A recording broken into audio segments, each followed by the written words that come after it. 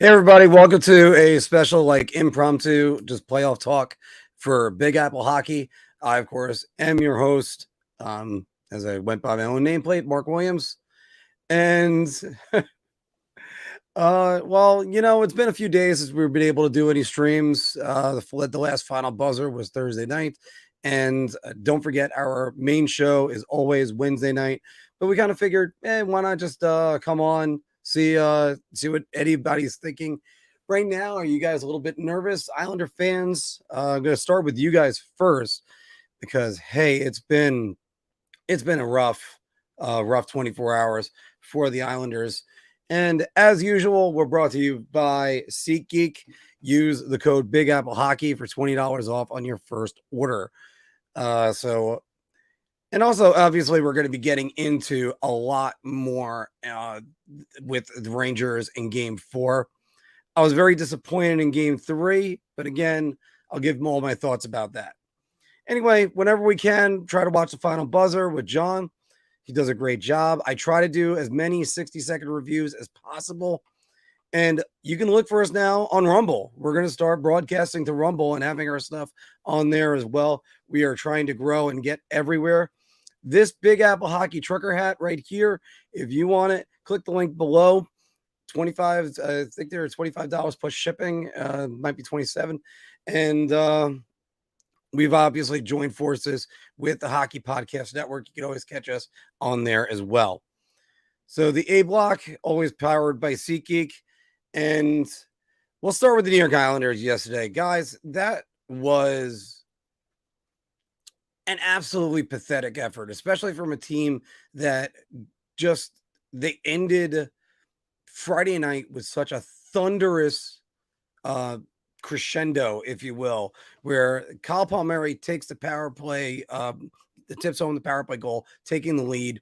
And then immediately right after that, I think it was Martin that scored. Mayfield gets an empty netter, and then one more goal right before the end. 2 minutes, 18 seconds, 4 goals for a team, for the most offensive starved teams in this playoffs. And we're going to get to them and all their struggles. But it's just, you look at, there's really nothing positive to say about yesterday's loss. It was not a good loss by any means. And just, it's, look, you can complain about the refs all you want, but you go on the power play and the 20th ranked power play is beating the 9th ranked penalty killing, and they're doing it somewhat regularly. Here are the specialty team numbers. The Islanders, just the second worst power play. They never capitalize on a power play. I don't know what people think they're seeing on the Islanders power play, but there are men's leagues that run better power play units. And they don't seem to be running a 1-3-1, which basically every single team in the league does nowadays.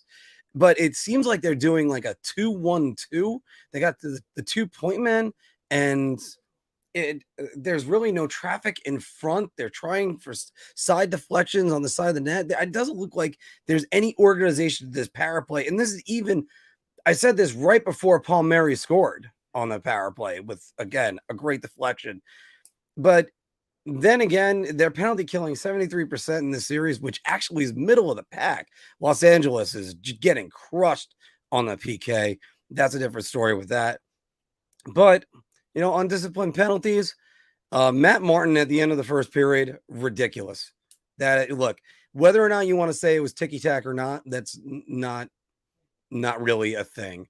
You absolutely cannot get a penalty right there to end the period. You always hear how goals in the last minute are absolute killers to teams' morale. Well, so are penalties. You start the second period with a full 2-minute power play.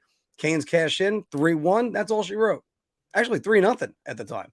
So the Islanders just did not show in any way. And then lastly, look, by the way, these are all notes that were compiled from Anthony. He went into further detail. Alexander Romanov had a big turnover. He's played well for the most part for them this year, but that was a big turnover that led to the Fourth Carolina goal.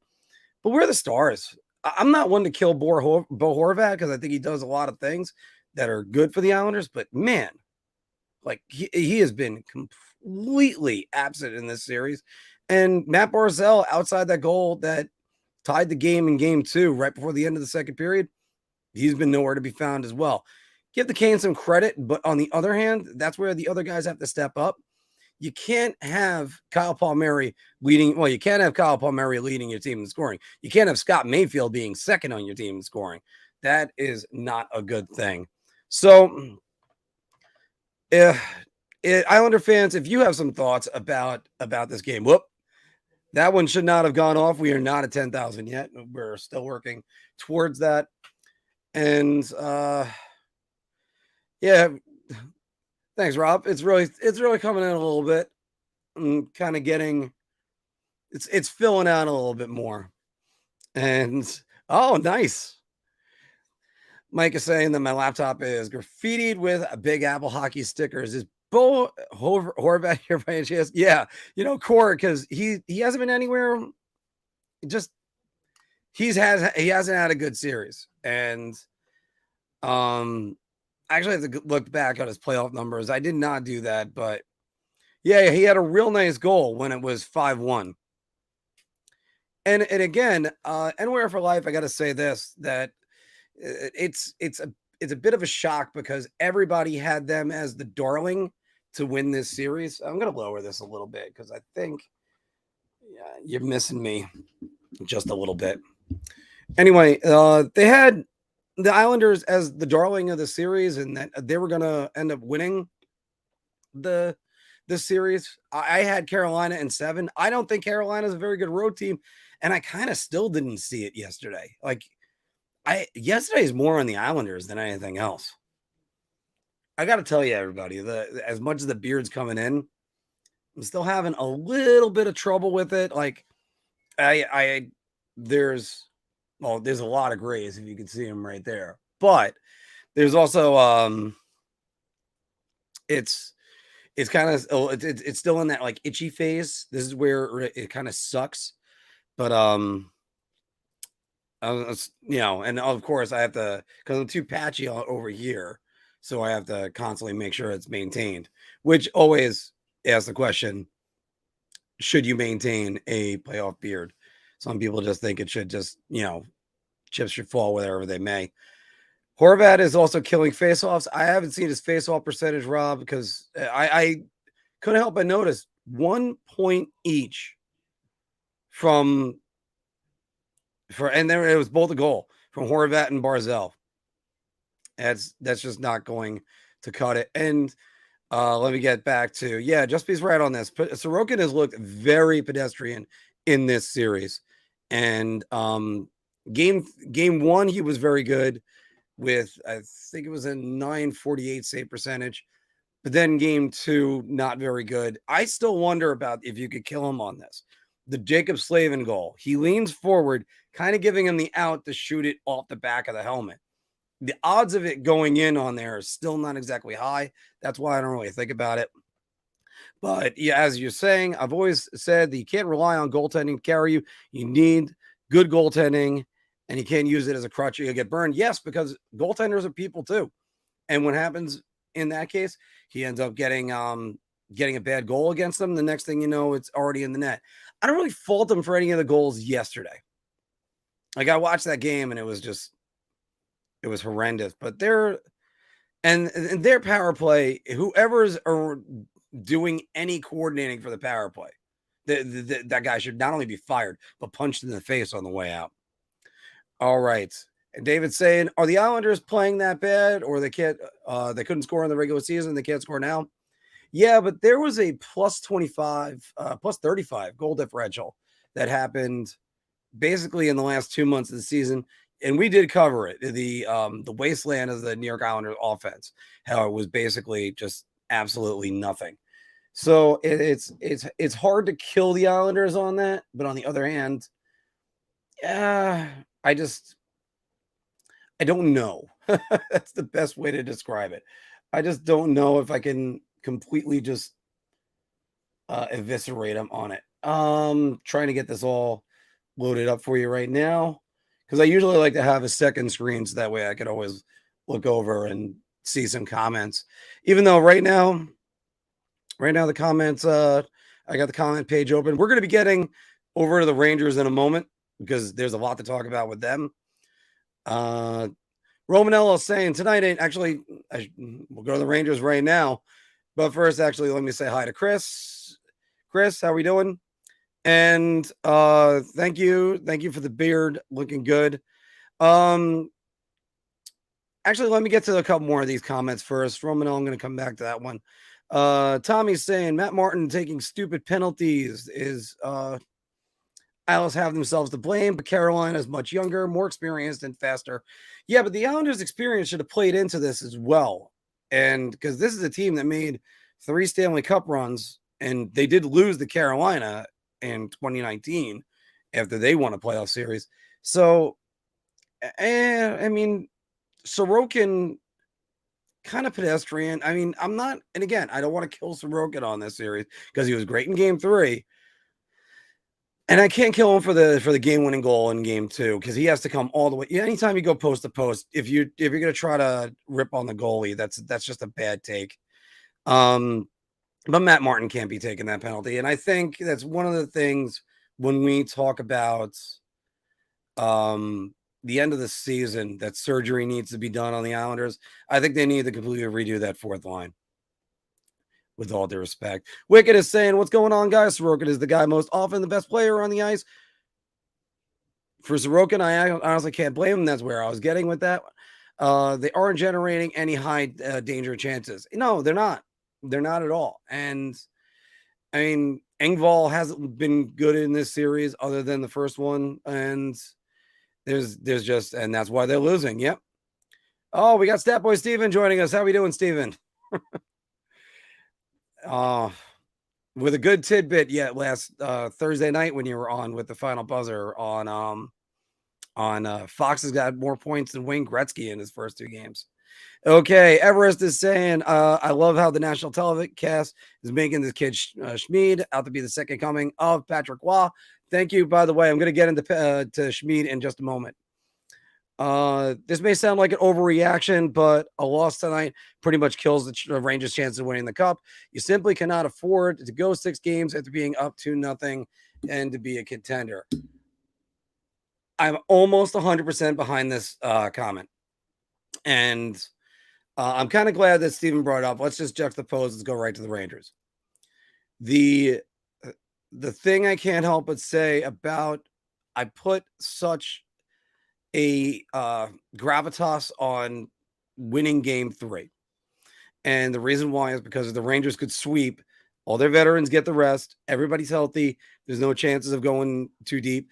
The New York Rangers have lost Stanley Cups because they decided to take every single series to 7 games. 2012, 2013, 2014, 2015, all those they've had one series under 6 games.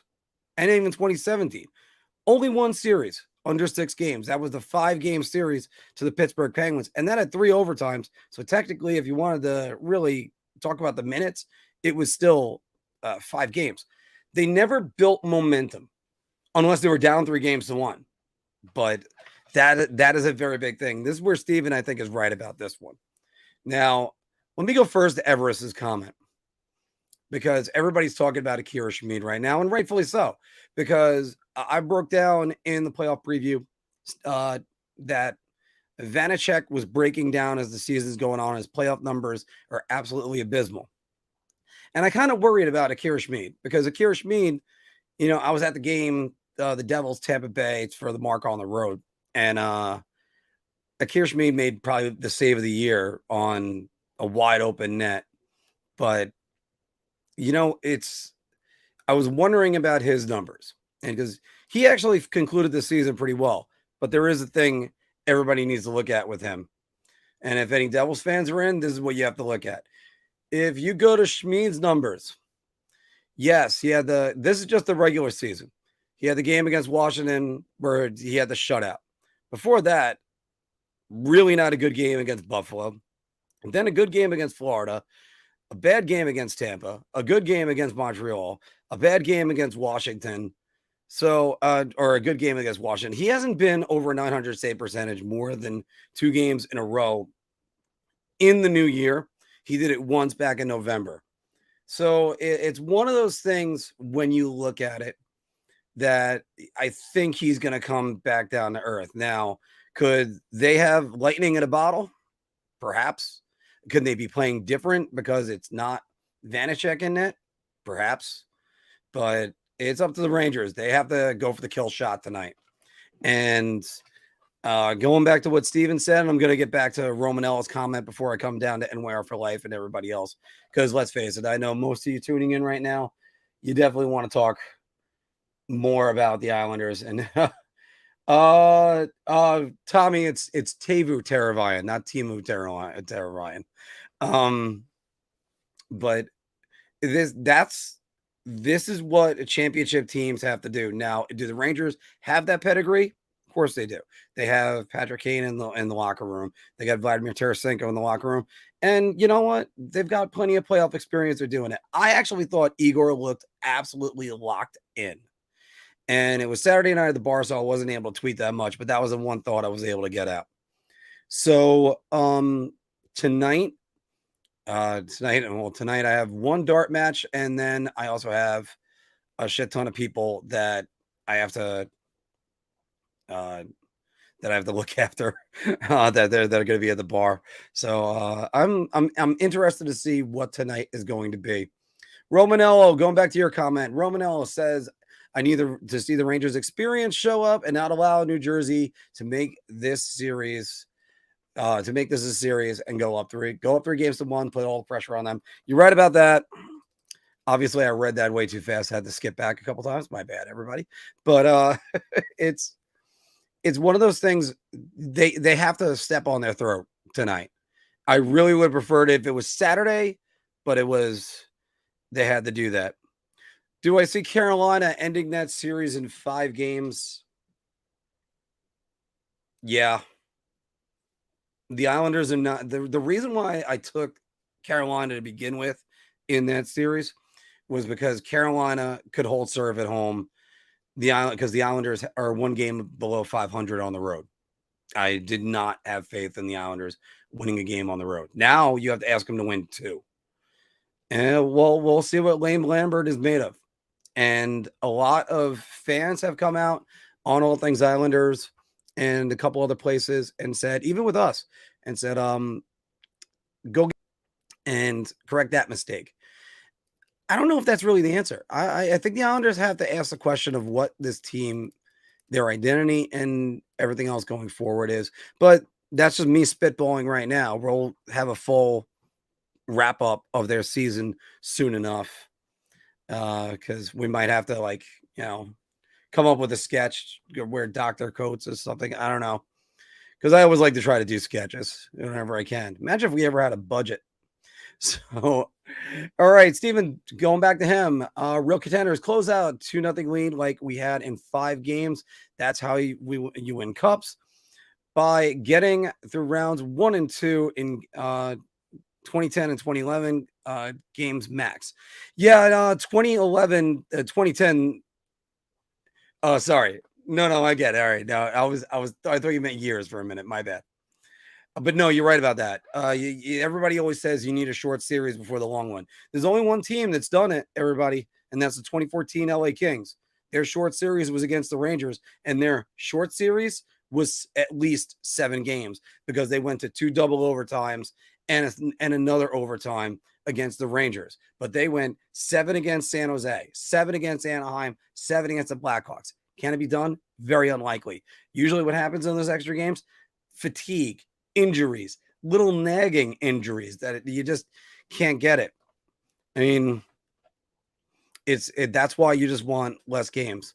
Wicked is saying that Bo Horvat, I'm very disappointed in. Vancouver fans are right. He isn't a line driver. He needs wingers to drive the offense. Yeah, but the Islanders need a game breaker. That's one of the problems I kind of had. As soon as they fell behind, there wasn't anybody really to drive anything. So I don't know who their free agents are going to be on the market. We're gonna check out that, see what their cap space looks like.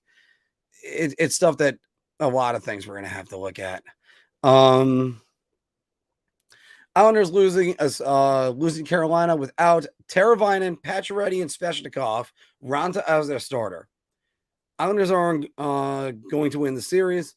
Should be more favorable matchup for the Rangers should they meet in the next round. Well, again, that's if they meet in the next round. And as of right now, and I'm kind of a little bit surprised about this, that they went with Ronta and not Freddie Anderson, because I think it's a daunting task to ask Antti Ronta to do this. And I think it's if the Rangers get them in the next round, if the Rangers advance, should they advance, because I have to always preface that. I think they should.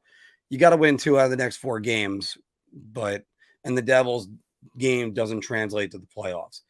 But it's just they have to do all that and worry. Teravainen might be back in the next series, by the way. But the Rangers penalty killing has been excellent since March 2nd. They were at 90%. They were the best in the league since that time. And they look fresh. Last night, the last game, they might have gotten a little bit too cute. There were a couple different times, and unfortunately I was working, so I wasn't able to break down the game exactly the way I wanted to. But there were a couple different times that I watched that game and just thought, the Rangers have the puck in their end the entire time. Like, how are the Devils even generating anything? And that's what happens. You get into overtime, one break, next thing you know, it's in your net, and that's all she wrote. The only time the Rangers series goes 5 games is when they lose. Unfortunately, Steven, you're right about that one, because let's see. Pittsburgh in 2016. Boston 2013. It could have been Montreal and Washington, and not Montreal, Jesus. Washington and Pittsburgh in 2014 and 2015. By the way, there's a great picture of me in 2015 when the Rangers lost Game 4, 1-0 to the Capitals. A friend of mine took, and it's just me going, oh, this is the last time I had this beard out. So, David saying, of course, you're worried about him. It's the Rangers. He's a young, unproven goalie.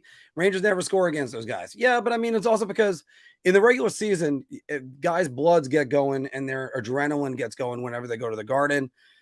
Playoffs, you know what? If you need adrenaline when you're in the playoffs, you're not the right player for the playoffs. You should always be doing that. What is Ferraro's hate towards the Rangers? He seems to always be on the Rangers, and just thing about them, in my opinion. Well, I always think the national audience always is a little bit against the Rangers. Ferraro, he didn't hold a grudge when we interviewed him last year on the Rangers. But he's a longtime New York Islander and a one-time New York Ranger. Think about it like that. By the way, 28 of you right now are in the chat. Make sure, if you guys can, to appease the YouTube gods, please, and leave us a like if you haven't subscribed, because we want to do more of these, especially when it's not game day. And I just got to go through a couple of these notes real quick. Chris Kreider, he had his 5th goal of the series. Right now, he's kind of starting to do a little bit of a John Druce impression. Steven will know who I mean with that. And Jake Gensel last year, I think he had 7 goals in that first round series, and the Penguins still lost because they were choking dogs, as I called them, all season. Every single time a Penguins fan comes on, I keep on trying to remind them they were down 2-0. They were up 2-0 in 2 closeout games, and Game 7. Don't blame the New York Rangers or the refs. Worry about your own damn team. And the Rangers need production. I think tonight they get it. Mika Zibanejad is going to show up tonight. They're not playing bad. They haven't scored a goal. I think it's 2 points for each of them. It's they're gonna end up getting some production right there. So let me just skip out of that, and let's get back to your guys. I don't know if let me just shout out to this one. I don't know if Josh Bailey plays ever again for the New York Islanders. And it's sad because no matter how much it's just a great career, not many people get to write their own endings in sports. And Josh Bailey, who's I believe he's over 1,000 games played. I forgot where he ranks on New York Islanders all time. By the way, NYR for life. Thank you very much, because I like doing this. I wanted to get a show in because again, we haven't had these chances to get from week to week, and goodness only knows if we can get a full show in on Wednesday, because the Rangers start at 7:00. So Everest is saying that the Rangers own Game 3 in your opinion. I don't think your opinion's wrong either. I think it's just that they were all over the place trying to get the puck in the net, and it just didn't go. As Mike Emmerich would say, "Oh, it would not go." I know, bringing up Mike Emmerich, it's not exactly the best, but I'm trying to get those stats for Game 1 at the moment. Oh, come on, people. All right, whatever. Or Game 3. All right, anyway, that was riveting streaming right there. Hey, 3 likes so far on Facebook. Everybody, thank you very much. Romanello saying it doesn't kill their chances, but a veteran experienced team shouldn't be playing extra games if it could help win it. Winning in 5 would be huge. If it goes 7, that's a big hurdle later on. If this series goes 7, the Devils are winning it. I'm saying it right now. All the momentum's on their side if they somehow see the 7th game, because the Rangers are winning one more game. I'll make that call right now. They're winning one more, whether it's tonight or the last time. The last time the Rangers, other than last year versus the Tampa Bay Lightning, they took a 2-0. Actually, sorry, let me amend this. Steven will correct me in the comments. I'll be waiting for you to do it. The last time the Rangers took a 2-0 series lead on the road and lost the series was 2009 against the Washington Capitals, and it still took 7 games, and it still was a 1-goal game all the way out. If that puck does not deflect off a Wade Redden skate by Sergei Fedorov, who knows? Maybe Henrik Lundqvist continues to stone the Capitals, and the Rangers end up finding that last goal. But also, there's a myriad of things that went wrong in that series. Sean Avery hitting Semyon Varlamov in the back of the head, getting suspended. John Tortorella getting suspended. There was so many things going wrong. Turk is not Tortorella. He's not going to overreact. And this is a much more veteran-loaded team. 2009 was sort of transitioning. It was like the last gasp of 2008 and some of the veteran teams that they had before that. And they were transitioning in 2010 to being a younger team. But it's that was the last time they blew a lead like that. So again, I don't anticipate that. Rob's saying Rangers have nothing to worry about tonight. It will be an easy dub. I don't know about easy. I'll come by after for celebratory beer fights. Yeah, you know what? Bear fights. Oh, I'm sorry. So yeah, no, absolutely. That sounds great, and I'll have your hat ready for you, so that way I don't have to ship it. If the Rangers lose tonight, the Devils are winning the series. Christy, that's not a hot take. That's still possible. Tommy's saying, isn't it crazy how much Edmonton allows all these games to go to overtime? You have arguably the 2 best players in the league, and all their games are so close. Props to LA. Props to LA, but you know what? Also, last night, props to Jack Campbell for coming in down 3-0, keeping them in there. I still don't think they have what it takes to win in goal for the Stanley Cup, and I was stupid enough to pick Edmonton to go to the finals this year. That was my bracket. The Islanders' problem, in my opinion, is their roster construction is just not good enough. Scotty Bowman could coach this team, and he would get much better, and he wouldn't get much better results. We're not built like a 2020s team. I think I don't know if the Islanders have the structure that they need, because Barry Trotz came in, put in a system, and they followed it to the T for the most part for 4 years. There is so much talk going on. The Islanders are going to play the Rangers in the second round. And again, I reiterate, as a bartender, so many people are going to end up fighting every single in New York bars. I don't want to even deal with it. I don't think I have to worry about that right now. Cora, back to you. And even when LA did it and played another team, they went 7-7 in rounds 1 and 2. It didn't go 7. Oh, no, that's right, Steven. I think you are correct about that. Colorado. No, not Colorado. Chicago. They lost. I think they beat Chicago at 6. I thought it was 7, though. Oh, no, the Rangers. This is why you should read your comments before you start reading them, everybody. Hold on. We got this graphic when I'm all alone. We should still use it. Marc messed up. All right. And let's get back to these. D. Healy, how you going? Those bums in Long Island need to get it together and go on a tear. Patrick, I would love to see it happen for you. I don't think it's happening. Ilya Sorokin, he just hasn't been it. And I don't see where the offense is coming from. I just don't. Like, Brock Nelson's got, I think it's 3 points. I know he had 1 goal. That was about it. And yeah, Anderson was playing like shit. So apparently I went with the wrong goalie and was cold. All right. See, this is why sometimes it's good to go with this. I still don't know if Antti Ranta's got what it takes. Kochetkov could be a wild card, but he hasn't played well outside his initial stint. Patrick Semin, they went all right because they were being smart. If it was Anderson, they'd be winning it. You know what? I don't even think Ranta's been that good in this series. Like, there's been a lot of questionable goals. Look at the Pollock goal in game 1, the Kyle Palmieri backhander in game 2.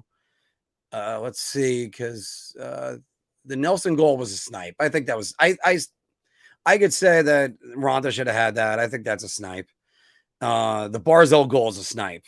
So there's 3.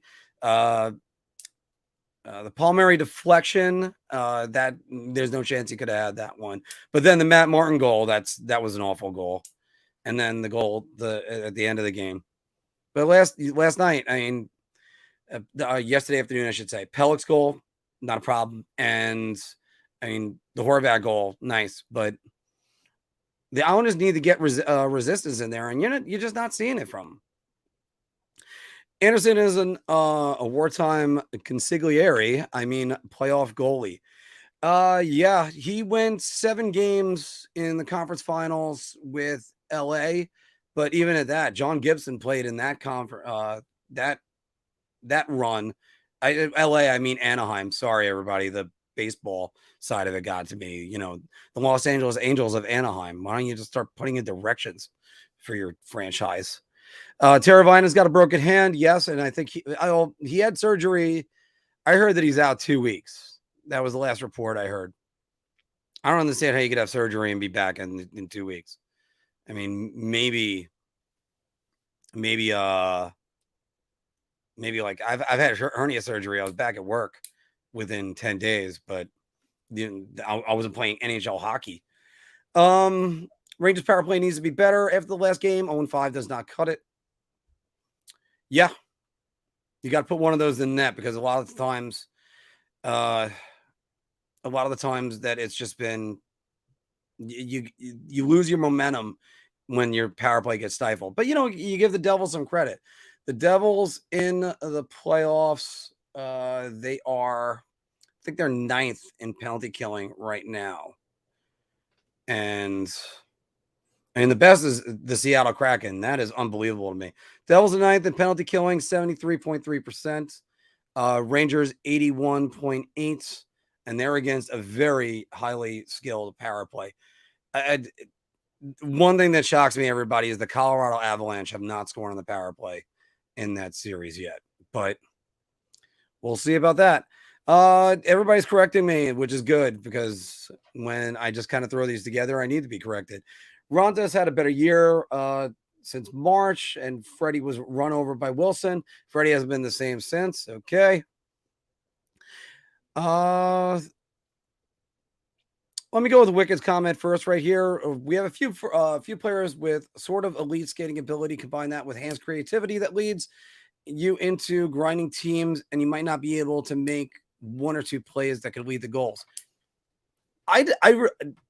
Seriously, if you can watch the replay of the game, watch their power play. Their power play never seems to be set up, and if it is, what formation are you running in this day and age? It should. Everybody runs the 1-3-1 now. Almost ever. Find me a team that doesn't run it. It's easier for somebody to tell me that. And where for life is saying, is it too early to say that this is a must win for the New York Rangers tonight? It is not. I think it's a must win for the Devils, but I don't think it's too early to say that it's a must win for the Rangers. I think you don't want to go back to going back to Jersey. I still foresee that I kind of. You ever hear the expression in golf, guys? They don't ask you how, they ask you how many. Well, that's kind of where I have to say with this for the Rangers right now. It doesn't matter if you won the first two games, win the next one, and then you're up 3-1. Devils take game 5, you come back game 6, you close it out. Now, the last time they were in this situation, just to mention this, the last time they were in this situation, specifically against the New Jersey Devils, the Rangers took the first 2 games. John Madden scored the OT winner. It's almost eerily identical to this series.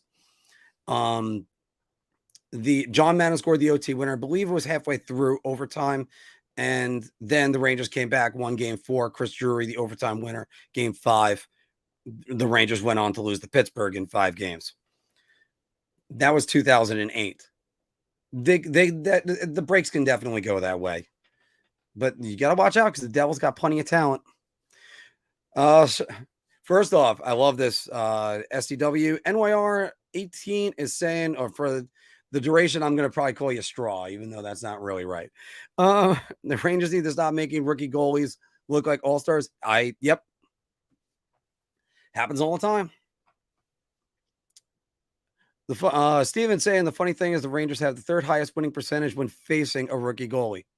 Yeah. Yeah, Patrick Ferraro's an Islander, and I don't think he's ever forgiven the Rangers for trading him. But that's okay. But again, he didn't have that much hatred for it when we did our interview with him. Ray was very gracious about the entire thing. He was a great interview. If you haven't watched the Ray Ferraro interview, I know we're about 38 minutes. Wow, we're 38 minutes in so far. Go check it out. It's on our YouTube channel. He tells a great story about Benoit Hogue playing a practical joke on him. You got to check that out. Ferraro doesn't hate the Rangers, such an overblown thing. Thanks. No Ranger has scored more goals in his first 3 games of a series than Chris Kreider right now, and that is big. That is very big. Well,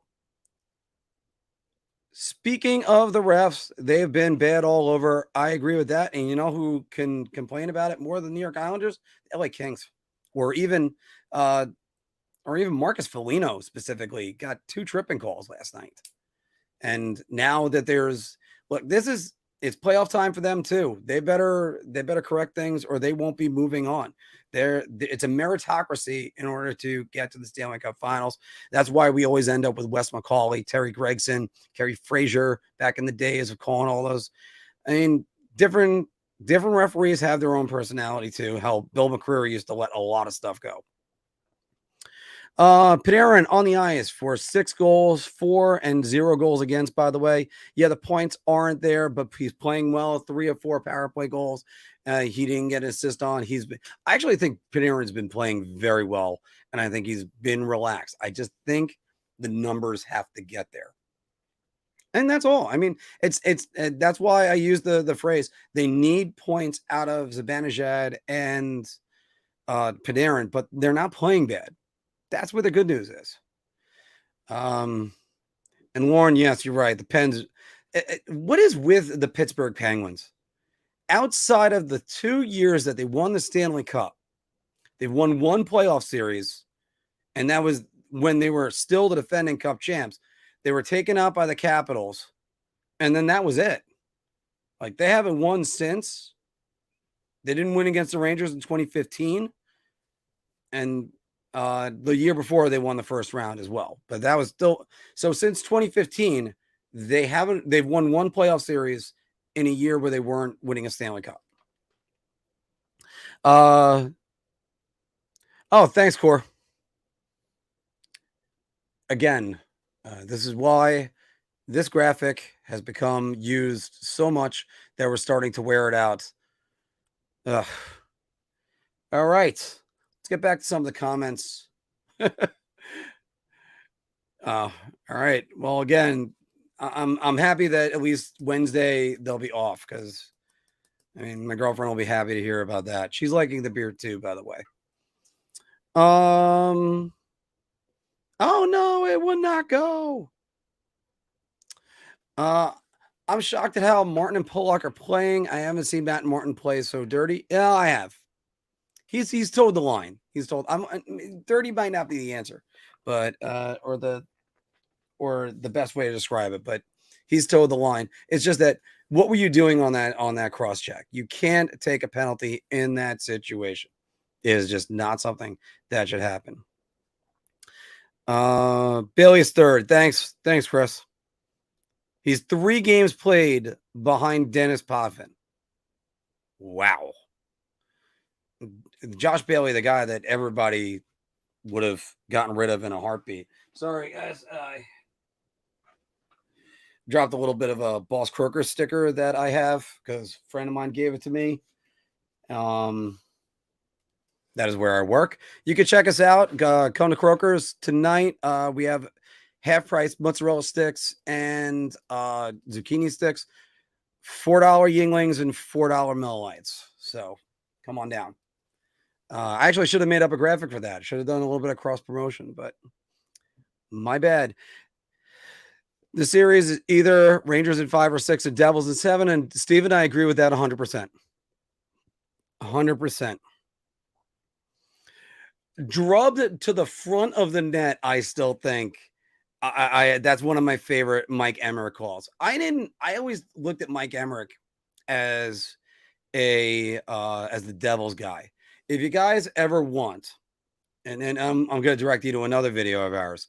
Back when it was just me and Phil, and we were recording these on Zoom. We were recording them on Zoom calls. We did one, which was thank you, Mike Emmerich, because when he was retiring and it was all over. Mike Emmerich used to work with the Devils, and my cousin Phil, who worked with the Rangers and then worked with the Devils as a sound guy.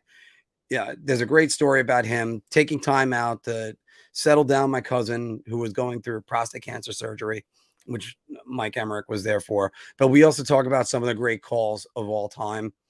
And I still think the greatest Sam Rosen call has still got to be, that's it. 54 years of curses are over.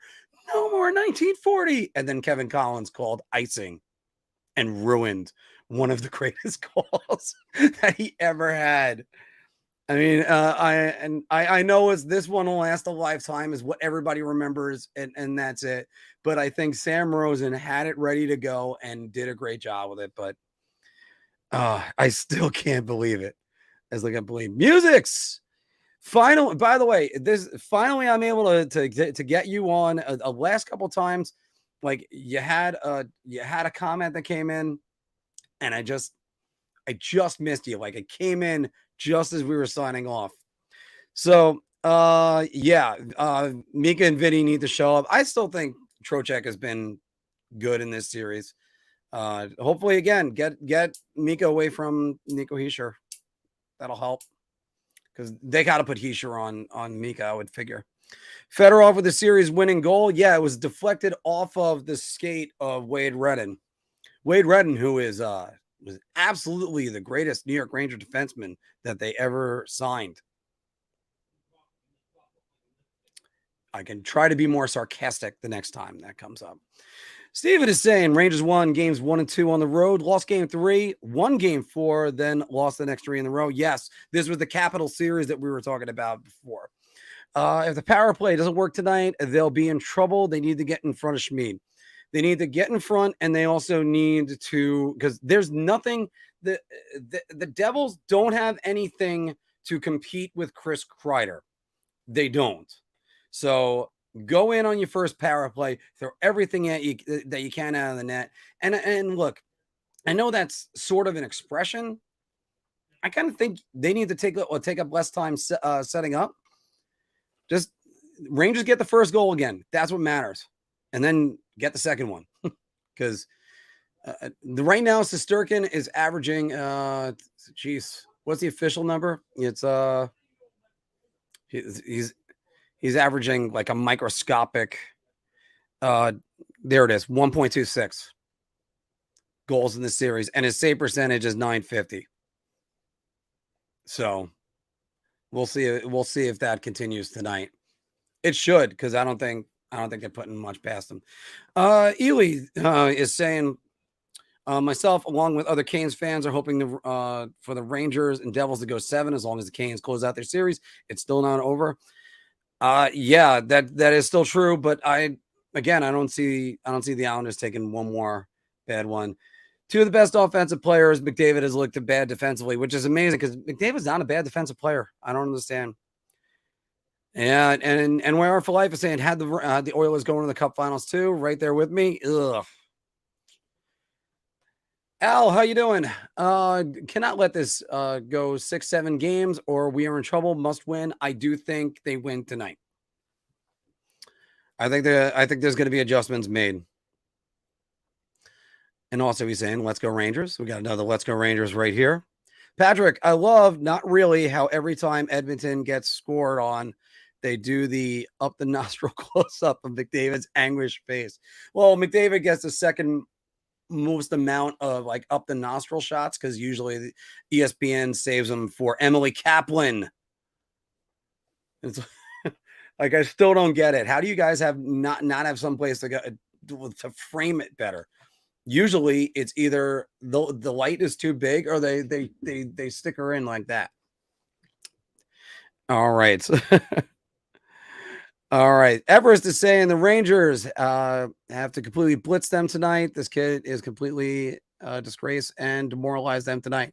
As you said, as I showed you before, he doesn't consistently put games together because it's just what it is. I'm more nervous about a goalie that's young coming into a series or playoffs and doesn't know what they're in for. Sometimes they're either so naive or or in the case I always use 3 guys that I just say, look, they happen. Cam Ward, who played over his head, won the Conn Smythe in 2006. Matt Murray came in, he was the 3rd string goalie, played over his head and was able to do it for 2 months. I'm still shocked about that. And then did it another year after that. And then the rest of his career has been and of course, the greatest rookie goaltender to ever go in, Ken Dryden, who won the Conn Smythe before he won the Calder Trophy. And Ken Dryden was too smart to say that he didn't know what he was in for. I think that guy is ice water in his veins still. And when our life is saying Ronda wears down in the playoffs, as the playoffs go on, I don't think he is the goalie to carry them to the promised land.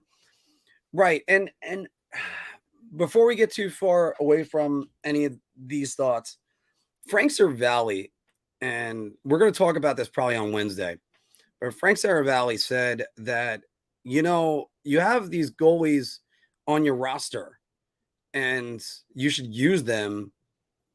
And I always hear that. And I think that's what tandems don't win. one of the greatest tandems, the New York Rangers, one of the greatest tandems in history for the New York Rangers, if not Villemure and Jacquemin, is Richter and Van Beesbroek. Richter and Van Beesbroek alternated, I believe it was 74 straight games for them in 1991-92. They went on to win the President's Trophy. But then in the playoffs, you need to know that's your net. You can't be thinking, and mentally speaking, if you're thinking, well, if I let in a bad one, and Mike Richter did that, I believe it was game 3 against the Penguins, might have been game 4. That he let in a bad one, nearly let in another one. Roger Nielsen pulled him, and Mike Richter, I don't think, saw the net the rest of the playoffs. Rangers go down in 6 to the Penguins. I that's why I don't understand moves like sort of what Carolina might be in for, although it looks like they're going with Ronta. They might go with Ronta until he falters and then yank him and put in Kochekov. I don't know if Ronta's built to play 2 months of hockey, but you need to know that that's your net. And also, as a player, you need to know that your best goalie's in net. This isn't a game against a bottom-feeding team on a back-to-back in January. This is for the Stanley Cup. You can't just go, no, you know what? No, it's let's just play the backup this night. Like what Minnesota did. Oh, it was a long game. We're trying to save Gustafsson. Oh, good. Your series is tied at 2. Imagine if you had Gustafsson in and you took both games against Dallas in Dallas, whom I have going far in these playoffs too. But because I believe Pete DeBoer, year 1 magic. Music, that's too funny. I would love to read that one, but but Anderson lets in those key goals at times. You can't replace that. Yeah. But I mean, Anderson also had that with the Maple Leafs, but you know, he's been through. See, that's the thing about him. I'm willing to think that he could go pretty far in the playoffs because he's done it before. He did it in 2015. But like I said, he also, and Gibby was so good that year because that's when I believe John Gibson made his debut, game 5 against the Kings. Ronta kept the Canes in it in the first 2 periods of the last 2 games. I do not agree with that.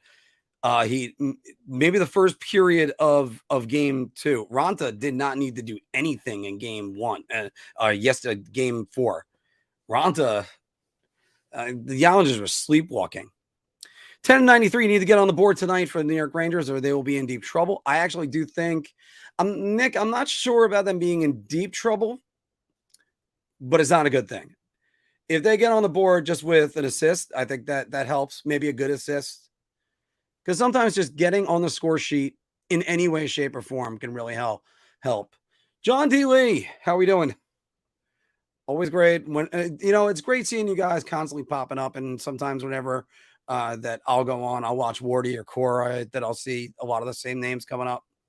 Funny story about the Angels. Los Angeles is Spanish for the Angels. So technically they're the Angels, the Angels. the Angels, yes. Well, again, they're supposed to be the Anaheim Angels or the California Angels, which here's a good one for you. Who is the only owner in baseball to have his number retired? Hockey's got Mario Lemieux, but I'm talking about the action, not Lemieux as a player, Lemieux as an owner. If Lemieux never played, there's one owner in baseball that has his number retired. And he did not play the game. All right. Tommy's saying, how much of a savage is Morgan Barron? 75 stitches? Well, the answer is he's a hockey player. We've endured so much playing our games. If it gets to the point where you say the words, I can't go, then you must be in a lot of pain right then and there. And as you guys see all that going down, let's make sure I just remind you all to smash that like button for me. Right now, we got 20 of you right now that have liked it, 29 watching. Thank you all if you're watching right now for the first time or even for the 9,000th time. It's great having you in there. I found out that there's a little bit of a green blinking in the top left corner whenever I do that. But that's something that we always got to stress because we're working our way to get up bigger and bigger and bigger. And also, there's a lot of off-season stuff we're gonna be getting into. Dave is saying Tom Wilson injuring a player, color me shocked. But Tom Wilson's getting 18 holes in today. Yeah. Let me see. I should get in 18 on Thursday, so hopefully I won't have to worry about that. Why isn't Mika in his usual spot instead of the bumper? They've kind of switched that around especially since Kane got here. Because and Mika's spot, the Mika spot on the power play kind of switched up since really December of last year when Panarin got injured. And I think Mika was in the Panarin, for the lack of the better word, we'll call it the left point. The left point, Mika got moved over there instead of the bumper. Keep in mind, Mika's Zibanejad in the bumper was a 40 goal scorer. And he had plenty of great success from the bumper spot. Kane gets in there. And by the way, everybody, Patrick Kane handling the right side. You can't tell me Ryan Strome is anywhere near that. Come on, Ryan Strome. And also Vinny Trocheck is infinitely better on both faceoffs and the defensive zone. It's not even close. When I've had some people say to me, "Oh, I wish they kept Strome." Screw Strome. That's about as close to being unprofessional as I'm going to get. All right. Canes run a diamond PP, and on the PK large box, they do defensive man-to-man. Yeah. Which man-to-man is good. I mean, hell, my hockey team, we were trying to run box +1 last night, and we went to man-to-man, and guys bailed on their man, and then the back door was open. Needless to say, the good thing about beer league is you lose your championship, you could be devastated for about 20 minutes knowing that the new season starts next Sunday. John D. Lee, one game at a time. That is correct. That's what the best players will be saying right now. Kane's what I like to call an umbrella power play. Well, actually, that is what it is called. Back in the 90s, they used to always call that the umbrella. Personally, I do not like it. However, that adjustment has been made to add more net front. Now, don't neglect the ability of Brent Burns to get the shots through. He is one of, if not the best defenseman in the NHL at getting shots through the net. And you can already see the upgrade from Brent Burns from Tony DeAngelo. Problem is they still need some more explosive goaltending from their forwards. And Warren is correct with that. All right. The only thing D is saying the only thing Islander fans need to complain about is the dirty play of their own players.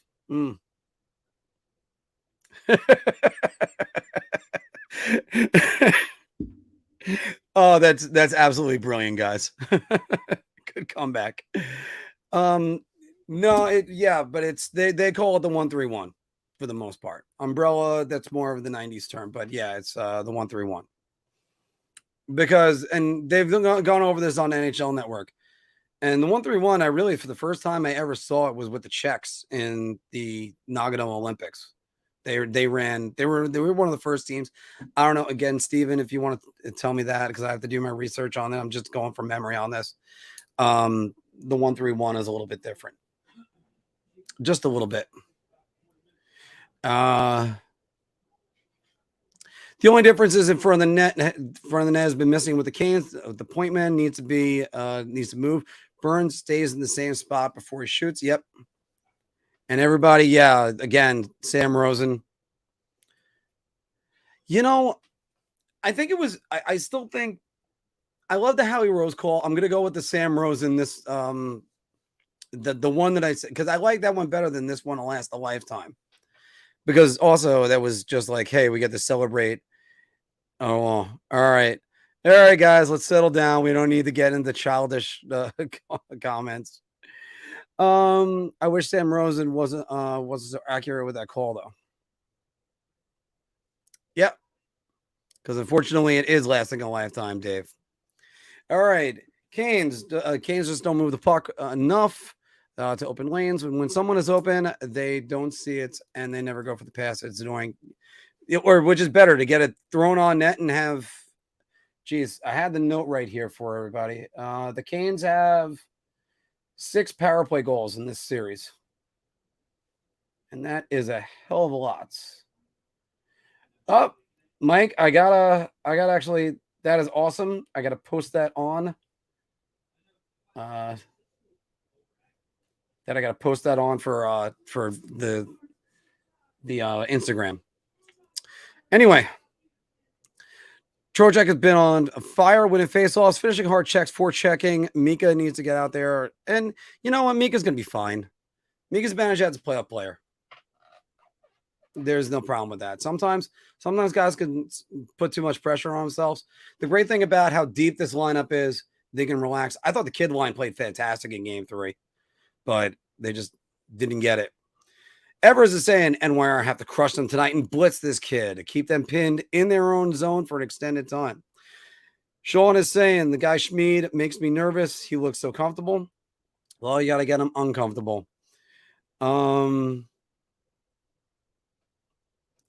Rangers in 5. We need Schmid, Siegenthaler, Heischer, and Meyer at the World Cup.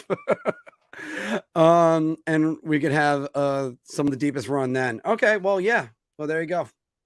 There's the Swiss team for you right there. Good. It's a good thing that the priorities are right there. And good seeing you again, Dominic.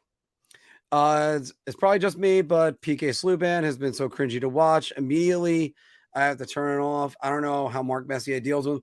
I don't know what the hell PK Subban was wearing the other night. And I love PK Subban. I think he's actually great for hockey. It's just, I think he's trying to be too gimmicky.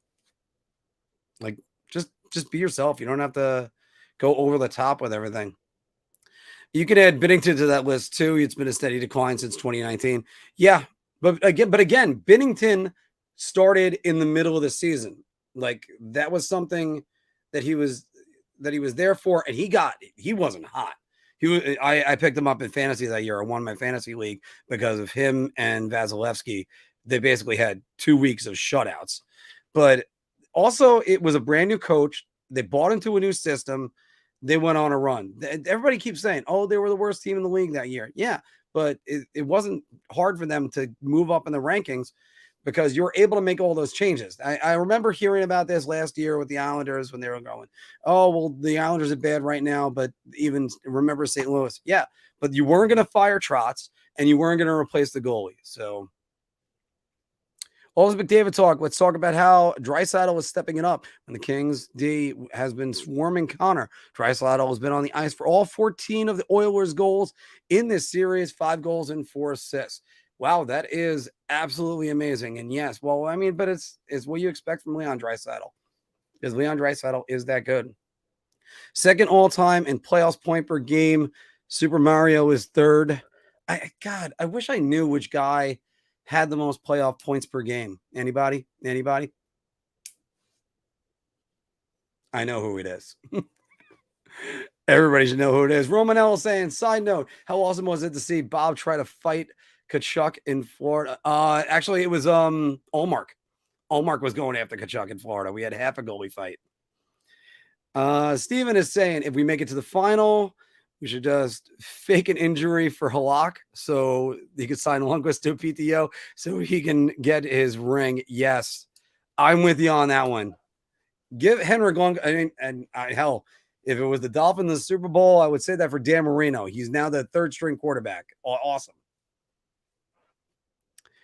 I always like seeing agree Mark. I don't even know what I said because I'm late on the comments, but thank you.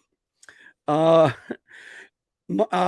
again, Dave is saying, Mark, you mean it to tell me that the goalie tandem of Mike Dunham and Jason LaBarbera wasn't the best all-time tandem for the New York Rangers? It didn't last that long, I'll tell you that. I remember when LaBarbera made his debut with the Rangers, and I want to say it was 2003 or 4.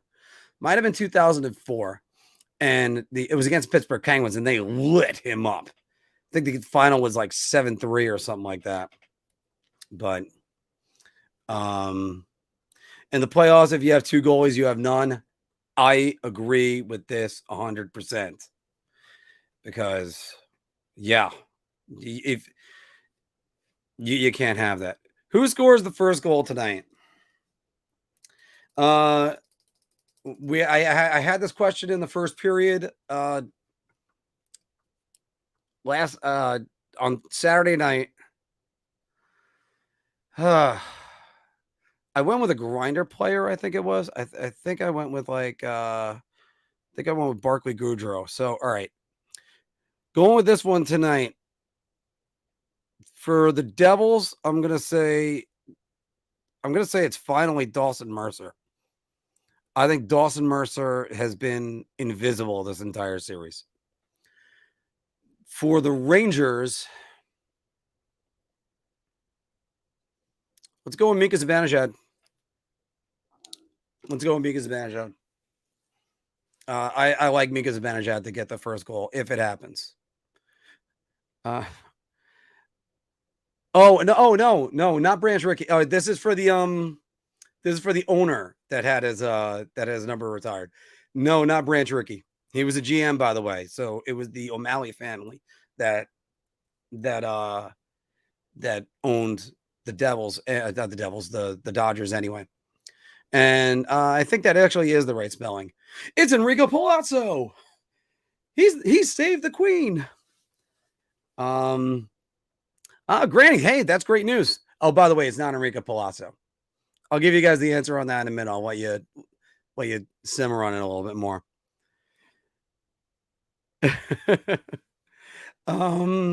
Enrico Palazzo. Granny, you went to the game last night. That is great. I heard that tripping call at the very end that Sagan ends up getting the game winner on. That was pretty bad. I haven't reviewed all that footage yet. I wanted to actually talk about more games around the league, but too much. Marc will get in 18 holes on Thursday and 3 on Saturday night. Nope, Saturday night I'm going to be working, so I don't need to worry about that. All right. Yeah, Trocheck over Strome, absolutely. I think it'll be all right, people. Rangers haven't played bad all series. Yeah, Bobby, but want to set up the puck luck. 1-3-1 is a neutral zone thing as well. The people will refer to that as a system as well. Usually it's a 1-2-2, a 2-1, or a 3-2. Like a left wing lock is a bit of a but the 1-3-1 also is known as what the power play is. Thanks for streaming today. Any chance the final buzzer tonight? Sorry if you addressed that already. Hopefully there'll be a chance. Phil went out on Saturday night, so we couldn't do it. Maybe he might have a chance at it tonight. And again, it depends on Phil. I know I can't do anything because I'm going to be I have work till 4 a.m. I might be able to get a 60-second review in. And yes, 100%. You know what? I haven't heard Gary Thorne's call on it in a long time. I think the one that's sort of overrated is Do You Believe It? Do you believe it? I still think Howie Rose's Messier calls were great, but that's because the nostalgic part of me was sitting next to my radio, listening to it in my bedroom right after I got off of work that night. Baba Ganesh is saying, I'm still not scared of the Canes. The Islanders are nothing like what they used to be. That is a good point on that one. Romanello, I'm starting to believe that this one will last a lifetime. And he cursed us. That's exactly what David said. So right about that. Yeah, Schmid made the Rangers the Rangers made Schmid comfortable. That's right. And that's why they need to get away from it. PK is fine. He's got those wacky blazers. Yeah. Like, there's another guy I know. He's got a kind of wacky blazer that he wears at all time. Yeah. Bob Ganoush, you could tell that they were off offensively the other night. A lot of missed nets.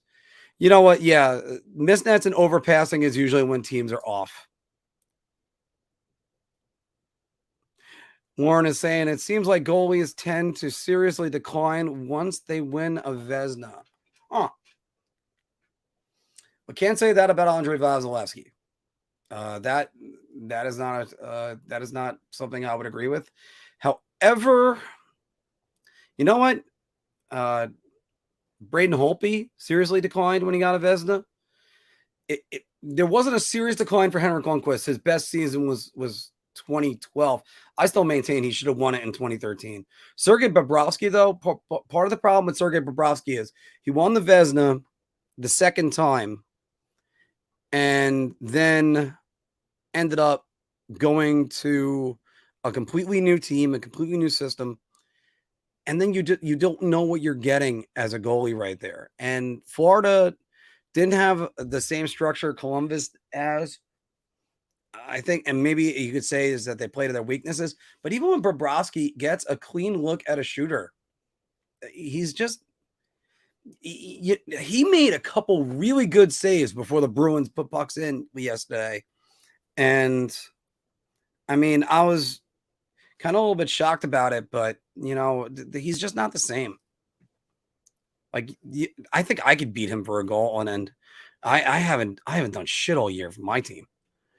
Anyway, Binnington was rookie in the playoffs, only had a handful of bad games. Yeah. Wayne the main brain. Oh, that is good. Yes.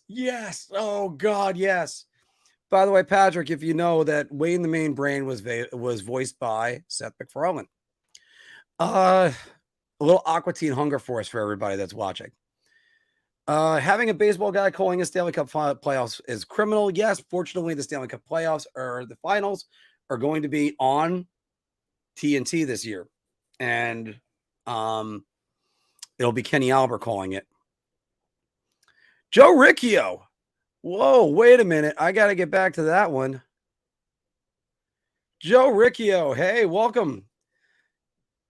It's great seeing you, man. Great hearing from you.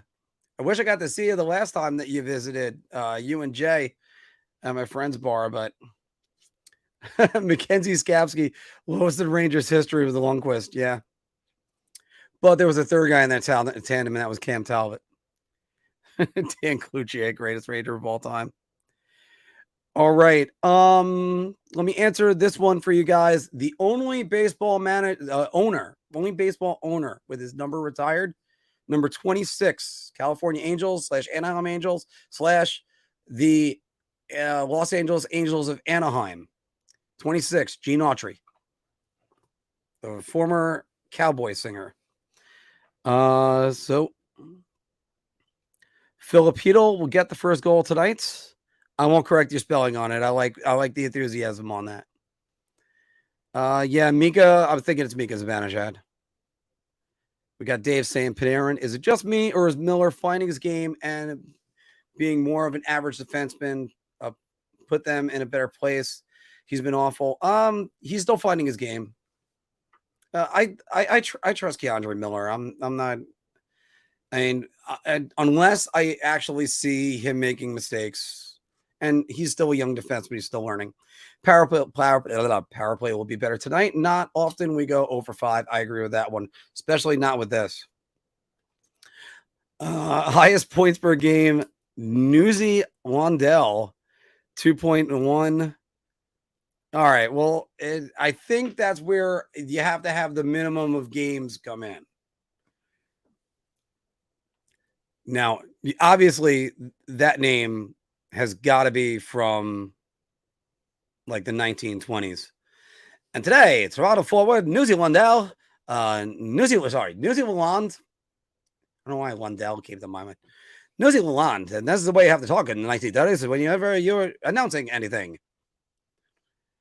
Carolina Panthers question. Who should take the Panthers should they take Young, Stroud, or Anderson? I have absolutely no idea. I have to do all my research on these quarterbacks right now. I'm thinking Stroud, though. Isn't he the quarterback from Georgia? And I gotta look at all of them. All I know is whatever the Dolphins pick, isn't going to be a good pick. And I don't think they even have a first-round pick because I think they traded it for Chubb. So the Dolphins had to trade a first-rounder for Chubb. Anyway, I'll let that joke marinate. But total BS, but lots of fun. I'm actually hoping that the Rangers go get on to the next series because me and a friend of mine, we were talking about going to go see them in Carolina, the Islanders versus Carolina. That way I could do a Marc on the road and be completely impartial. If the Rangers go, I'm going to have to wear my Rangers jersey, talk to some fans, and get more of like the vibe from everybody. I might see if our Hurricanes contributor, Pete Mackin, can join us because that would always be a great thing. State of Survival is saying I'll go for Kako as the first goal tonight. Everybody would love to see Filk. I love our dynamic here. I think we got three distinct voices. Like Anthony is more of the common sense. I mean, I'm a little bit more snarky, and then Filk is just the nut. Again, I love it.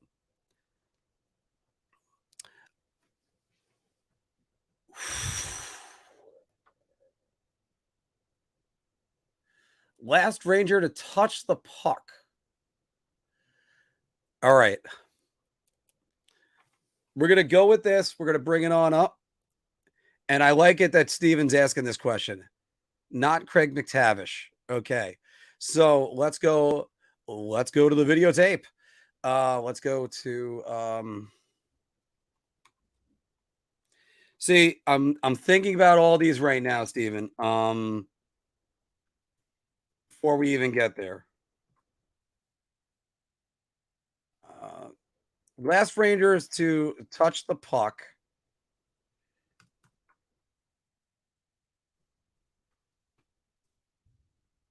I know, riveting that you guys are watching me type this in.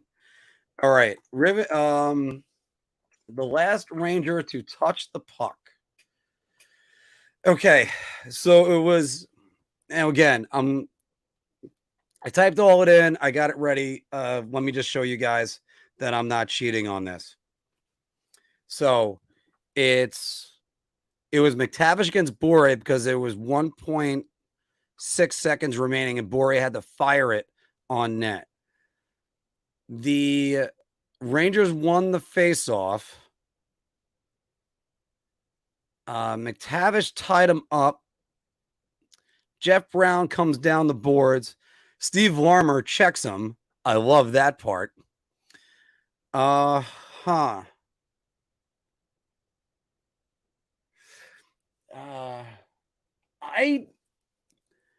don't think it was mess. That's the thing. I want to say it was the right side. I want to say it was the right wing, but because Jeff Brown comes down the boards, Larmer checks him. You know what? I'm gonna go with Messier. I'm gonna go. I've watched that face off 9 million times, but all right, everybody, here we go. Let's see what Steven says with that.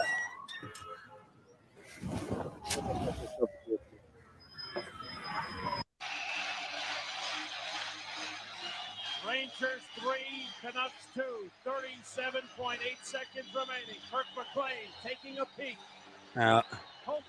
And by the way, while we're at it, everybody will score a goal to keep it tied, to tie the game. The Rangers trying to hold on to win the Stanley Cup. Here we go. For the first time. Let's while we're at it. The Rangers have to retain their composure. Along the board, Zubov fires it around the glass. It's out of the zone.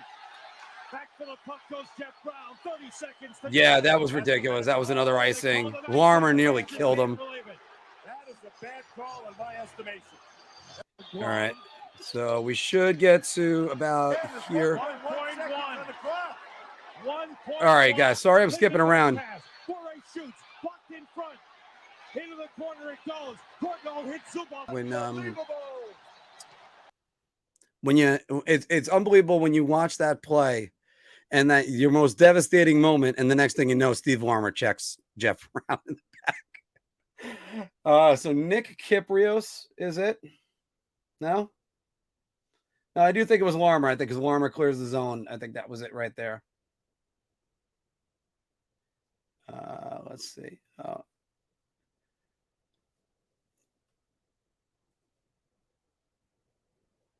Could you imagine if Nick Kypreos pulled a Doug Mankiewicz and held on to that puck? You know how valuable that puck would have been? I mean, that's amazing. That's amazing. No, I got a lot of trivia too that I could go with, but there's a reason why Steven is stat boy. And thank you very much. We're gonna go for about another 9 more minutes, everybody, because yeah, and again, Jim Carrey always broke down when the playoffs came in 2 consecutive playoff runs with the Washington Capitals, both against the Pittsburgh Penguins, 95 and 96. He got throttled and replaced by Olaf Kolzig both times. Kolzig ended up taking his job. Carey went on to the Boston Bruins and was really never heard from again. Jim Carrey was he was probably one of the big flash in the pans in NHL history. And you can kind of call him that. And he went from a guy that I don't think he won Rookie of the Year in 95. I think that was Forsberg. But that's a good offseason one. Tavish winning the final faceoff. Romanell saying, I think Sam's call when Alarm cleared that's it. 54 years occurs, they're over. No more 1940. The New York Rangers are going to win. That is, to me, his greatest call of all time. And I think he was robbed. No, it wasn't not Messier. 50 Wells. Ooh, Jimmy, hi. Welcome to the show. Nick Fatio, the greatest, one of the greatest Rangers of all time. 28 likes so far, everybody. Thank you very much for getting the likes on there. I'm going to have to put up that. I love the hand of God graphic because we have to always appease the YouTube gods because, still working on doing that. All right. Dan Cloutier cemented his NWR legacy after beating down Islanders goalie Tommy Salas, subsequent change. Challenging the Islanders bench. Yeah, he cemented his legacy, but really his legacy, he was supposed to be a good goalie and he wasn't. That was part of the problem too. He went to Tampa, wasn't really that good. And a lot of people had him as the heir apparent to Mike Richter. The hardest thing for the Rangers for years was trying to figure out who the heir apparent to Mike Richter was. And eventually there was no heir apparent. They ended up Mike Dunham sort of I mean, I remember when Vitaly Yeremeyev, I think he had 2 good games with the Rangers, and everybody was starting to think, hey, there might be a new star. Nope, he got lit up like a Christmas tree too. I think there was, if I recall correctly, from the point of Mike Richter's final game, there was, I think, 9 different goalies to start for the New York Rangers before Henrik Lundqvist. I think it was 9. Steven, correct me on that one in the comments in a moment, because I got Kirk McLean, J.V. McLennan, Guy Hebert, Yeremeyev, as I said before, Milan Halinchka,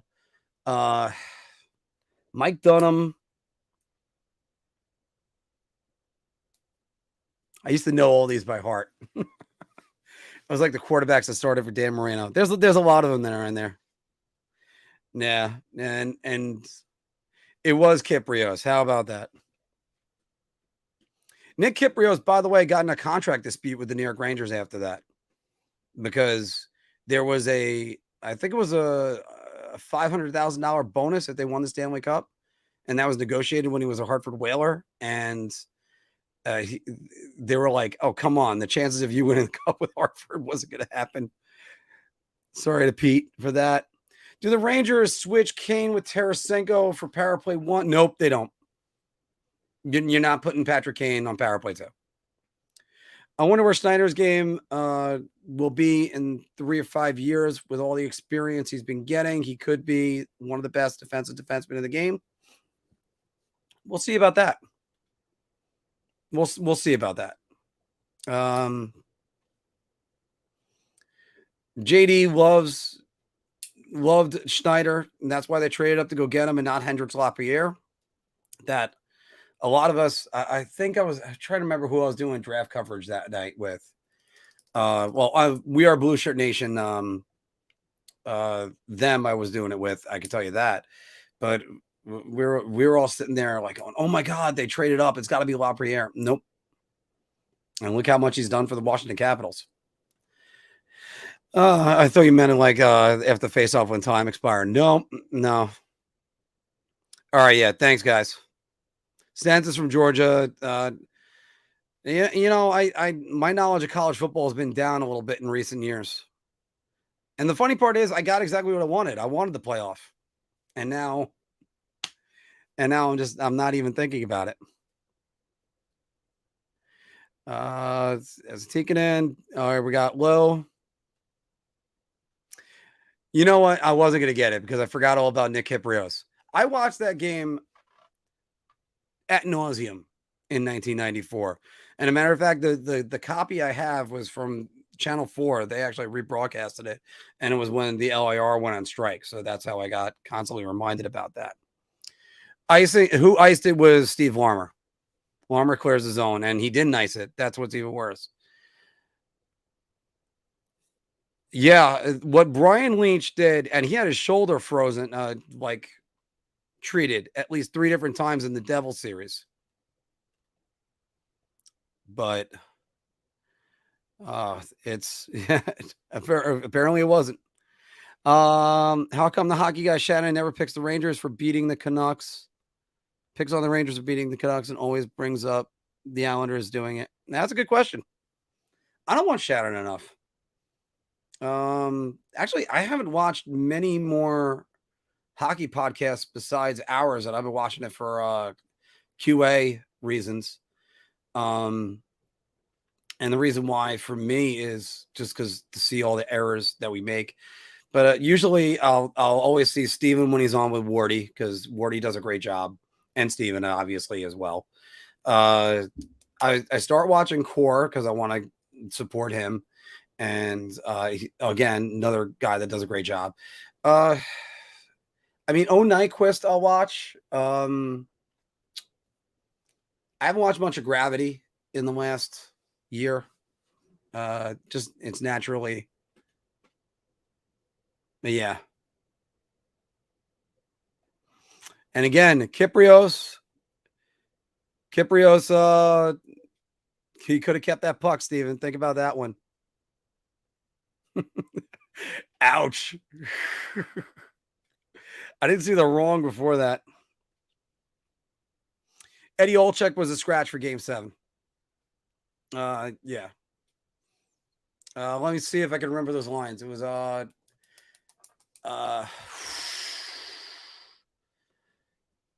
Kovalev centered on the. I think it was Messier, Graves, and Anderson.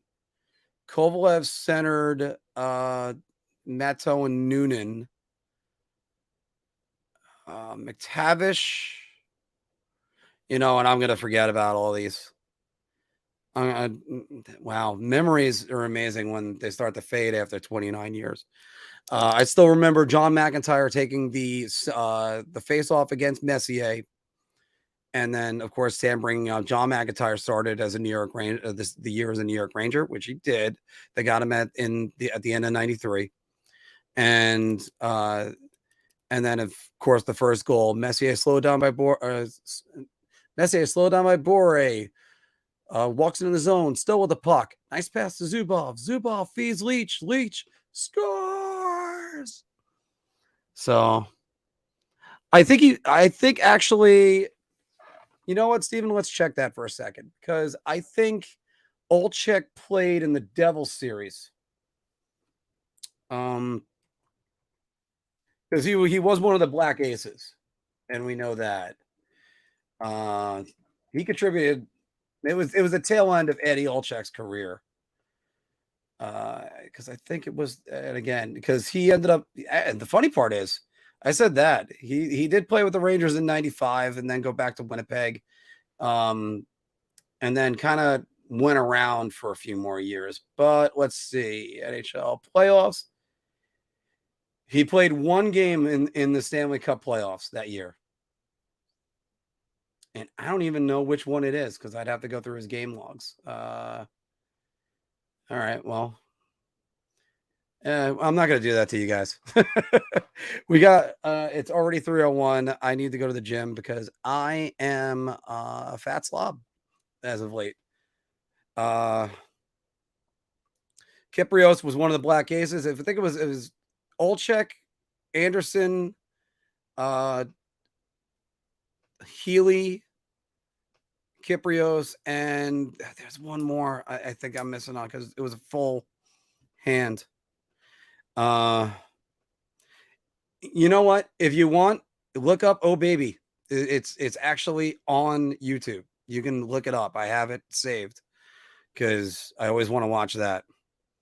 The other memory I have of that was I think it was that there was some a sport magazine had the swimsuit edition and Brooke Burke was on it. So you know, it was Rob Noonan scored the game winner, but they gave it to Messier. Yep. Like even JD said that should be Brian Noonan's goal, but it wasn't. See, but they could always find the information. It's still there.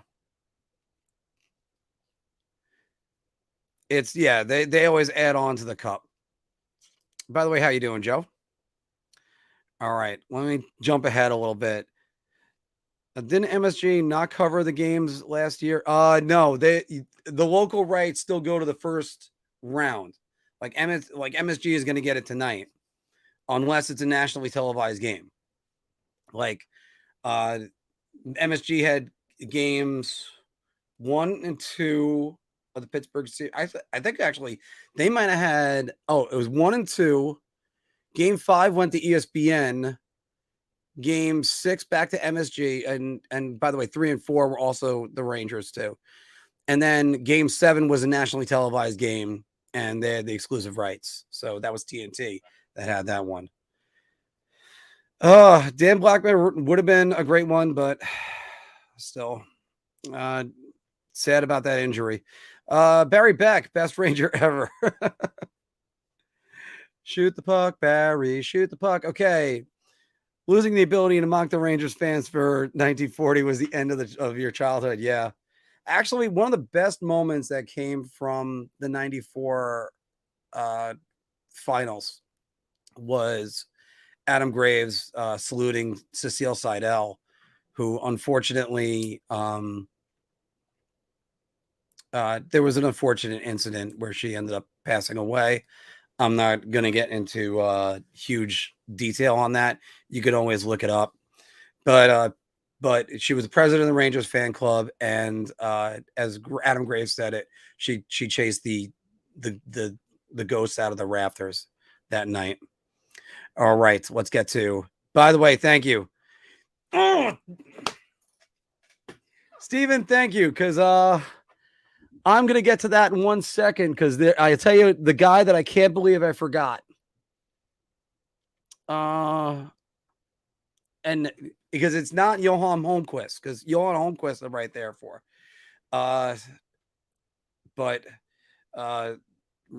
Yeah. So wait, the first rounds are always on local networks, then 2 through 4 go to the national broadcast.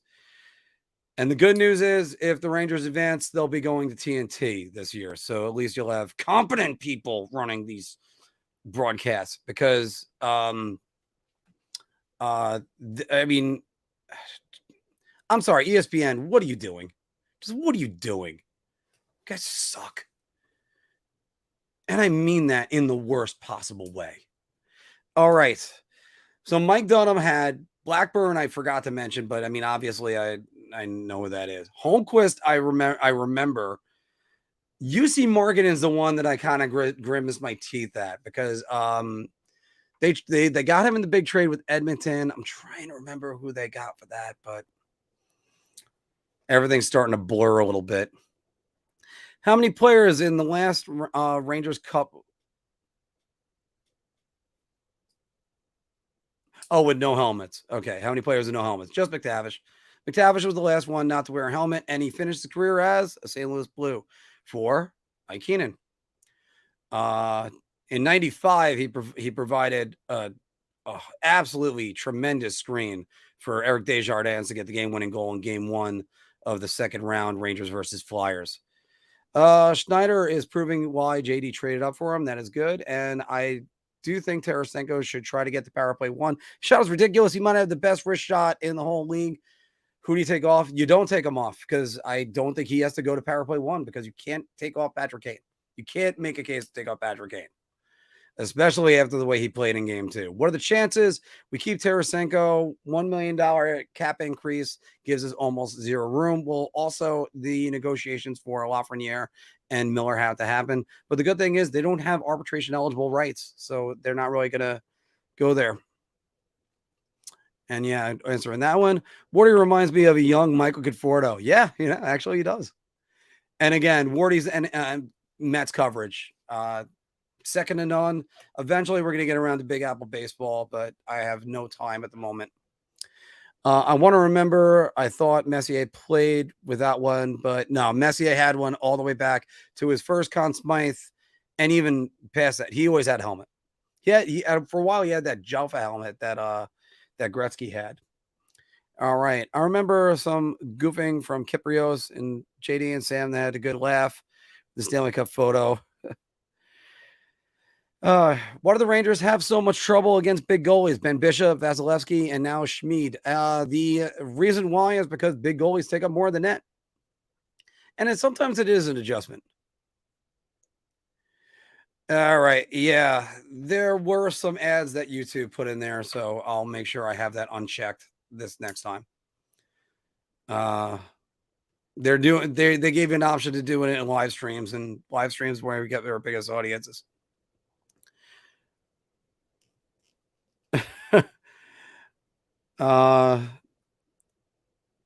Game 5 was on MSG2 last year, so was Game 7. I remember watching it on.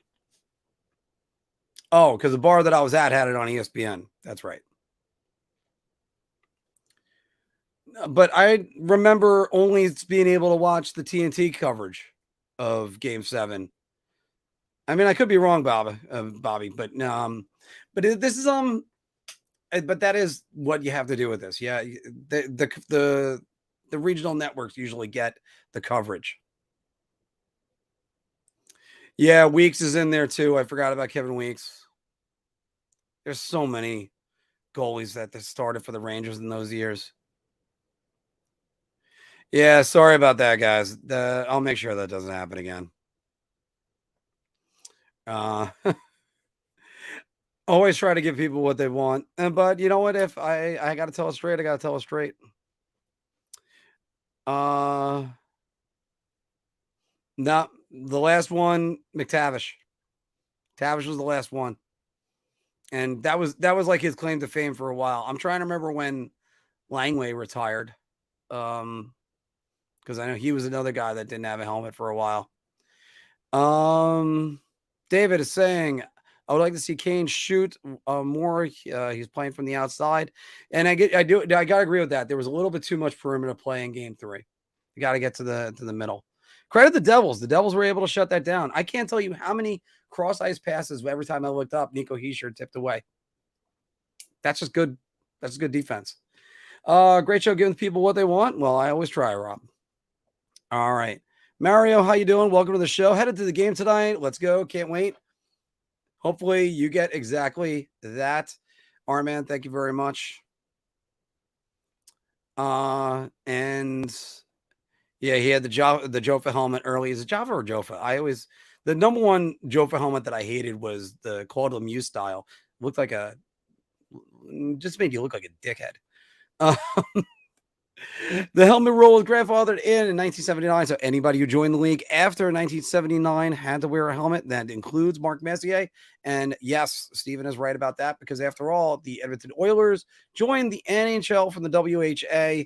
And he was born in Edmonton. I think that was he was in the WHA first. I forget where it was.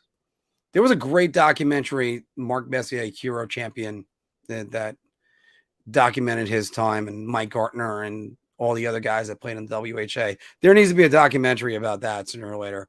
2003, Markkanen was traded to Edmonton for the rights to Brian Leetch with Valaket and Dwight Helmanen. Traded from Edmonton? No. Brian Leetch was traded to Toronto for I got to call you out on this one. Brian Leetch was traded to Toronto for 2 draft picks and Andrei Kondrachev and because the last draft pick that ended up Brian Leetch being from the Brian Leetch trade was Michael Sauer, who was a real good defenseman for the Rangers. And I still can't believe how his career ended. More. Where's transactions? Brian Leetch was it traded with a 4th round pick for? All right, here's where it was. No, okay. But Leetch was a Ranger after that. Was he a free agent at that time? There was something else with the marketing deal. I couldn't remember that. All right. Thanks, Steven. Come on. All right. Okay. So that was back in those days because, like, nobody remembers Mike Richter as a Nashville Predator. All right. Yeah, but I could have sworn there was a bigger deal to get marketing to the Rangers. Traded by the New York Rangers with Peter Nedved to the Edmonton Oilers. And that's when Valakek came in the next year. Could have sworn there was a bigger deal. You know what? Yeah, because a lot of that happened around the time of when he was a free agent. I'm actually kind of glad they got rid of those compensatory draft picks. I can understand it for expansion teams that are trying to like build up assets, but yeah. All right, Granny, take it easy. I got a like a personal Wi-Fi that gets plugged into the router. So I tried using it on the last time I was away at the Airbnb I was at, but it didn't work. So hopefully it does work on this one. All right, guys, we went for about an hour 43 minutes today. That is outstanding. Outstanding. So we're gonna wrap it up there. Fortunately for me, I babbled on so much that nobody is listening to me the rest of the night. Thank you guys, the 23 of you that are still watching, and also thank you to the 29 of you that have liked this. Can we get one more like? Can we get one more like and make it a 30, guys? That would really be great. Let's see if it actually is. Still 29. Could really go for one more. That would make it a nice round number. But again, yeah, Messier to the Sharks for a 4th round pick, and then they used to draft Ryan Callahan. Sharks received the 3rd round pick for Messier re-signing with the Rangers. Yeah, you got to wrap it up, B. You know, Dave, I'd love to go 10 more minutes. I do need to go to the gym, even though I had a hockey game last night and I skated my butt off. It just sucks. Hey, even better, guys. I got 3 more likes out of that. That's all you have to do is beg. If you want, you can always support the channel. There is a tip jar that's in the description. You can go with that one because that's a lot better than the one that the super chats that YouTube uses. We're always trying to expand. We're always trying to make this a little bit better. Sorry about the streaming commercials. We'll make sure that we stay away from those. Experimented with it today a little bit. So everybody, again, hopefully Phil has time to do a final buzzer tonight. If he doesn't, don't worry about it. We'll be right back on tomorrow to do another one of these. There's a lot that we're going to have to cover, and there's a lot of stuff that we're going to be. Hopefully, we got more months of coverage because I'd love to get this grown out a little bit more. I said as soon as the Rangers are eliminated, I'm shaving it right off. So I don't know how you guys with beards do it. It's just, you know, it's just that great. All right, everybody, here we go. I still say the Rangers take game 1 tonight. I'm sorry, game 1. Ugh, that's easy. I still say the Rangers take game 4 tonight, and I still see them winning in 6. I would love it if the series would end sooner, but the Devils are a good team. They didn't get 111 points, I think it was, by accidentally winning. They were right up there. Well, Mike, you don't want me to shave because you were in the beard brotherhood. I mean, I know we got Steven in there. I know there's a lot of the guys with the beards. But it's hopefully you can see how it's a little bit fuzzy though. So I gotta get that. All right. And I'm gonna skip bye. That's usually the way I like to close, but it's just not going to be able to. So once again, everybody, make sure you check out SeatGeek in case if you're going to get any seats. I did it for the Devils, and it was a great value. I'll be probably on there, especially if the Rangers win tonight. Starting to dream about Carolina, and I'll be able to start working on that. I think the Rangers take tonight, and I'm going to go by the score of 5-2. I'm going to go with an empty netter, and Zibanejad, Goudreau. Let's say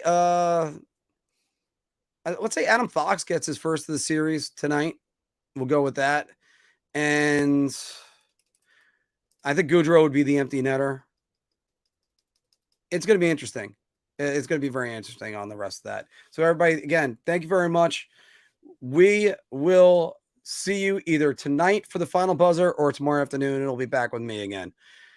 And Steven, thanks for the trivia question. Who was the last guy to touch the puck? And it was Nick Kypreos in Game 7 of the Stanley Cup Finals. And that's a great one. That's a great one.